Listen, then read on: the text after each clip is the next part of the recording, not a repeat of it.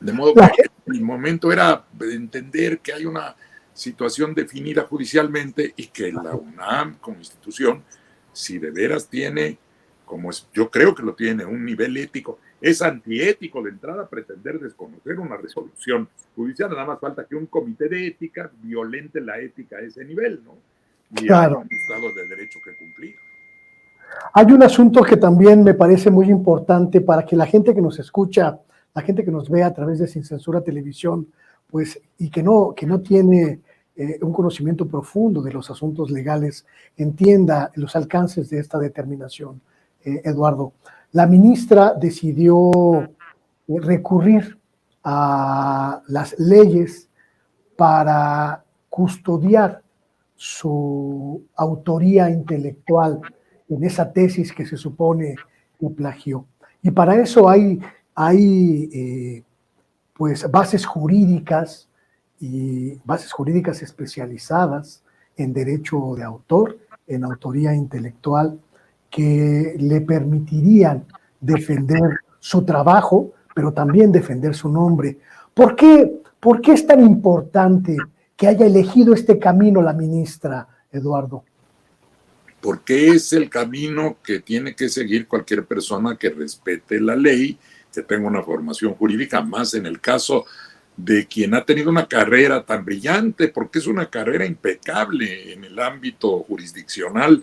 Fue magistrada del Tribunal Agrario, nombrada con una mayoría, fue unánime la decisión del Senado cuando entró por primera vez a un cargo que requería aprobación senatorial, como era esta magistratura agraria. Luego pasó al tribunal que era entonces de lo contencioso administrativo, aprobada por otro órgano legislativo, la entonces Asamblea Legislativa del Distrito Federal. Fue electa por sus pares presidenta de ese tribunal, que ahora se ha convertido en Tribunal de Justicia Administrativa, y luego pasó otra vez por el sedazo del Senado, cuando el Senado la nombró con mayoría calificada ministra de la Corte, de modo que es una carrera impresionante por méritos propios, podría decirse, desde abajo. Yo la conocí trabajando en la Procuraduría del Distrito Federal, estaba muy jovencita, trabajaba en una subprocuraduría que había creado Diego Valadez, que era el procurador entonces, y que ella participaba en reuniones semanales dando una muestra de profesionalismo, de conocimiento jurídico, de capacidad de trabajo. A mí desde entonces me impresionó todo ese conjunto de virtudes que ha tenido Yasmín Esquivel a lo largo de toda su vida. Y no podía esperarse menos de alguien que recibe un ataque de esa naturaleza, que tiene que aguantar, y mira que es difícil, aguantar la presión de las redes sociales, el desprecio injustificado de la gente. Cualquiera se empieza a quebrar, y ella con una fortaleza de carácter dijo: yo tengo que mantener mi nombre a salvo de todo esto, mi honorabilidad, mi dignidad. Si había voces, yo me acuerdo muy al principio, lo dije en una entrevista, alguien decía: por dignidad la ministra debería renunciar. Al contrario, por dignidad tenía que quedar ahí defendiendo su posición. Y así lo hizo y aguantó, y eso es una muestra más de su carácter admirable, porque, como te digo, no es fácil. Y recurre a los medios jurídicos que ya conoce, y a lo que puede recurrir afortunadamente cualquier ciudadano o ciudadano en este país, recurre para defender su honor, para hacer valer las pruebas, que esa es otra falla del Comité de Ética, que no le hayan admitido a su abogado las pruebas y no darles ninguna oportunidad siquiera de saber si existe alguna supuesta prueba o peritaje, quién hubiera podido realizarla, y en cualquier procedimiento esos peritajes deben ser controvertibles. Puede nombrarse un perito adicional, en fin, hay todo un procedimiento judicial cuando se trata de un proceso formal, no de una situación anómala como ese procedimiento que se instauró ante el Comité Universitario de Ética.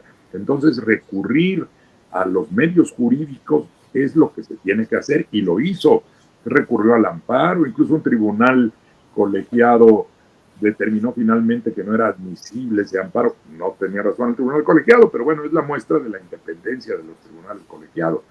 Y me decían también en una entrevista el otro día: es que ella no quiere que se conozca el resultado de la investigación. Pues claro que no quiere, porque ya se sabe que esa investigación viene prejuiciada desde el principio. Y así una mera opinión, una amonestación, le haría un daño. Para eso es la suspensión en el amparo, para que se evite que se efectúe un acto que va a dañar a la persona que pide el amparo. Ese es el sentido de la suspensión y ese es el sentido del amparo. Por eso recurrió a estos medios e hizo valer jurídicamente su derecho de demostrar con pruebas, que hay múltiples pruebas de grafoscopía, que hicieron el análisis de las firmas de documentos originales que tienen 30 y tantos años y que mostraron cómo ha sido la evolución de las firmas desde entonces. Hay prueba de documentoscopía que dio fe de que los papeles que constan desde 1986 corresponden a esa antigüedad, que las máquinas usadas en ese tiempo y los tipos de letra corresponden a los existentes en ese tiempo. Todo eso muestra que cuando ella registró el capitulado de la tesis, cuando se le dio el acuse de recibo correspondiente, se registró el título, que por cierto obedece a una experiencia que ella tenía como trabajadora. Ella trabajaba y estudiaba al mismo tiempo, por eso no pudo hacer tan rápidamente su servicio social. Claro. Y trabajando en una institución bancaria se percató de la irregularidad en que incurrían quienes inscribían a los trabajadores de confianza en un sindicato y por eso escogió ese tema. Eso es otra demostración de la autoría original. Todos esos peritajes, hay peritajes en materia de lingüística que analizan el lenguaje, el estilo. Hay testimonios que no aceptó el Comité Universitario de Ética de personas y compañeras y compañeros que de ese tiempo recuerdan y saben cómo estaba haciendo la ministra su tesis.